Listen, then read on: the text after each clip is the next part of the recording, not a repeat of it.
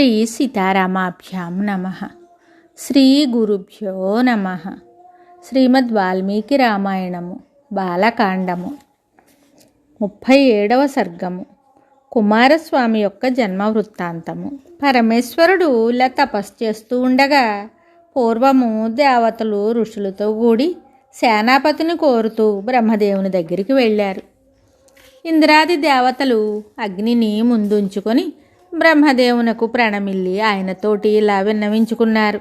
ఓ దేవా, పూర్వము మీరు పరమేశ్వరుని మాకు సేనాపతిగా నియమించి ఉన్నారు. ఆ శంకరుడిప్పుడు పార్వతీదేవితో కూడి హిమవత్ పర్వతమున తపస్సు చేస్తున్నాడు. కర్తవ్య విధానము నెరిగిన ఓ బ్రహ్మదేవా, ఈ సేనాపతి విషయమున లోకహితమును కోరి అనంత కార్యమును గురించి ఆలోచించండి. ఇప్పుడు మాకు మీరే దిక్కు. దేవతల ప్రార్థనను ఆలకించి సర్వలోక సృష్టికర్త అయిన బ్రహ్మదేవుడు మృదు మధురమైన మాటలతో వారిని ఓదారుస్తూ ఇలా చెప్తున్నాడు. పార్వతీదేవి శాప కారణంగా మీకు మీ పత్నులయందు సంతానం కలిగే అవకాశం లేదు. ఆమె వచనము తిరుగులేనిది. ఇది ముమ్మాటికిని సత్యము. ఇందు సందేహం లేదు. ఆకాశమున ప్రవహించు ఈ గంగాదేవి యందు అగ్నిదేవుడు ఒక పుత్రుని పొందగలడు. అతడు దేవసేనాపతి అయి శత్రు సంహారకుడు కాగలడు.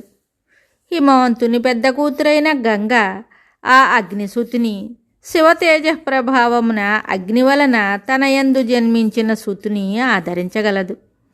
అతడు పార్వతీదేవికి మిక్కిలి ప్రీతిపాత్రుడవుతాడు. ఇందు సంశయము లేదు. ఓ రఘునందన, బ్రహ్మదేవుడు పలికిన మాటలకు దేవతలందరూ సంతోషించి తాము కృతార్థులైనట్లు భావించారు. తరువాత వారు బ్రహ్మదేవునకు ప్రణమిల్లి పూజించారు. అంతటా ఆ దేవతలందరూ గైరికాది ధాతువులతో విలసిల్లుచున్న కైలాస పర్వతమునకు చేరి పుత్రోత్పత్తికై అగ్నిదేవుని నియమించారు. శివతేజమును భరించిన ఓ అగ్నిదేవ, ఈ దేవకార్యమును నెరవేర్పుము. శైలపుత్రిక అయిన గంగయందు ఆ శివ తేజస్సును ఉంచుము అని దేవతలు పలికారు. అగ్నిదేవుడు దేవతలతో అట్లే అని పలికి గంగాదేవి దగ్గరికి వెళ్ళి, ఓ దేవి, గర్భమును ధరింపుము. ఇది దేవతలకు హితమనర్చు కార్యము అని చెప్పాడు. అప్పుడు గంగ ఆయన మాటలను విని దివ్యమైన స్త్రీ రూపాన్ని ధరించింది. అగ్ని ఆమె సౌందర్యాతిశయమును చూసి శివతేజమును ఆమె అందంతటను వ్యాపింపచేశాడు. ఓ రఘునందన, అగ్ని ఆమెపై వ్యాపింపచేసిన శివతేజముతో గంగా ప్రవాహములన్నీ కూడా నిండిపోయాయి. ఆ అగ్ని తేజస్సు యొక్క తాపానికి తట్టుకోలేకున్న గంగాదేవి సర్వదేవతలకును పురోహితుడైన అగ్నిదేవునితో క్షణక్షణమునకును బలీయమగుచున్న నీ తేజస్సును ధరింపలేకున్నాను అని పలికింది. సర్వదేవతల కొరకై సమర్పించడి ఆహుతులను స్వీకరించినట్టి అగ్నిదేవుడు గంగతో, ఓ దేవి, ఈ శ్వేతపర్వత ప్రదేశమున నీ గర్భమును ఉంచుము అని అన్నాడు.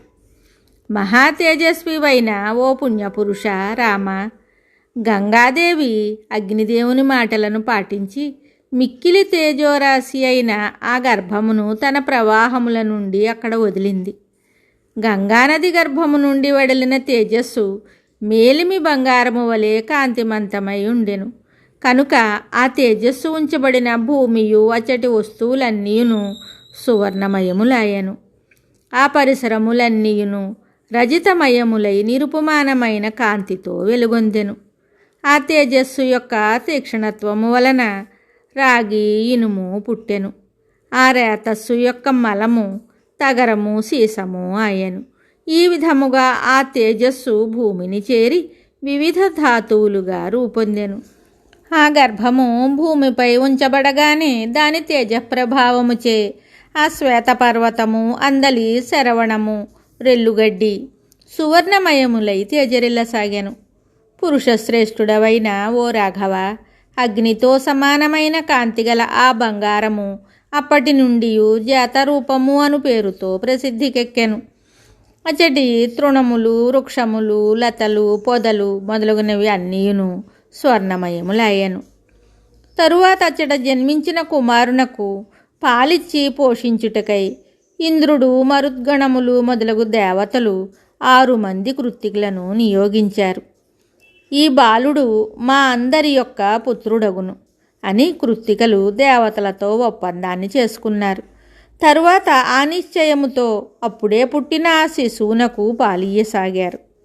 అంతా దేవతలందరూ ఈ బాలకుడు కార్తికేయుడు అను పేరుతో ముల్లోకములయందును ఖ్యాతికెక్కును, ఇందు సంశయము లేదు అని పలికారు. గంగ ద్వారా అచ్చటికి చేరిన శివతేజస్సు యొక్క ప్రభావమున పుట్టిన ఆ బాలుడు అగ్నివలే వెలుగొందుచుండెను. దేవతల మాటలను విని వారి ఆదేశమును అనుసరించి కృత్తికలు ఆ బాలకునకు స్నానం చేయించారు. ఓ కాకుస్థ, ఓ రామ, గంగాదేవి గర్భము నుండి స్ఖలితుడైనందున దేవతలు అగ్నితుల్యుడై కారణజన్ముడైన ఆ మహానుభావుని స్కందుడు అని పిలవసాగారు. కృత్తికల పోషణ వలన అతనికి కార్తికేయుడు అని పేరు ఏర్పడింది. అప్పుడు ఆ 6 కృత్తికల స్థానములలో సమృద్ధిగా పాలు ఏర్పడ్డాయి. 6 ముఖములు గలవాడై ఆ బాలుడు ఆ 6 నుండి స్తన్యమును గ్రోలాడు.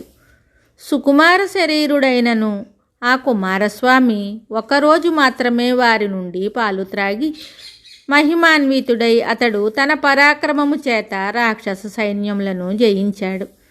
దేవతలు అగ్నిదేవుని నాయకత్వమున సాటిలేని తేజస్వి అయిన ఆ బాలుని కడకు చేరి అతనిని దేవసేనాపతిగా అభిషేకించారు. ఓ రామ, నేను నీకు గంగా వృత్తాంతమును, కుమార సంభవ గాథను విపులంగా తెలిపాను.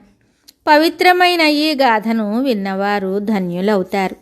ఓ రామ, కుమారస్వామిపై భక్తిగల మానవుడు ఈ లోకమున దీర్ఘాయుష్మంతుడై పుత్రపౌత్రులతో వర్ధిల్లును, తుదకు స్కంద సాలోక్య ఫలమును కూడా పొందును.